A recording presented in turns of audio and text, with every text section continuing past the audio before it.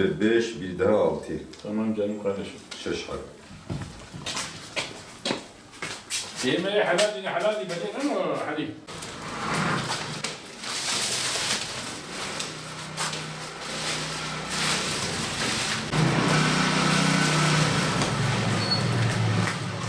Ya Allah ya.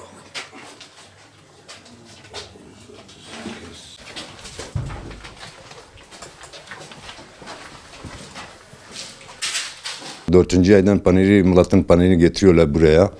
Ondan sonra 12. aya kadar, 12. ayın 15'ine kadar devam ediyor mesela. Murat 10. ayın 11'inden sonra paneri alışmaya başlıyorlar. İlk getirdiğinde tazedir. Buraya getiriyor, dinleniliyor bu dolaptan. Mesela dolap çalışıyorlar. 4. aydan sonra dolap çalışıyor. Yani o motorları çalıştırıyoruz. Tam 11. ayın 11'ine kadar dolaplar çalışıyor. Ondan sonra oluyor o panel geliyor millet yavaş yavaş çıkartıyorlar. Yazdır bozuluyor. Dolap hava savu deposuna atmadan takdirde bozuluyor.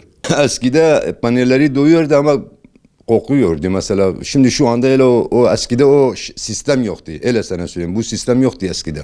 Olsaydı yine yapardılar. Bu sistem mesela daha yeni yapmış. 10 sene 15 sene olmuş yani. Eskide mesela köylerde mağaralara atıyorlar. O panir de o zaman yenilmezdi. Şu anda hava savu deposudur. Çalışıyor mesela. Yalan ceyran konusundan ceyran mesela bize çok geliyor. Yüksektir abi. Mataları bu sene 300 milyon değil.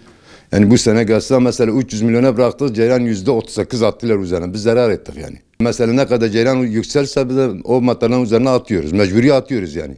Ama yüksek ceyran aşağı indirerse mesela yardım etseler biz de millete yardım edeceğiz yani.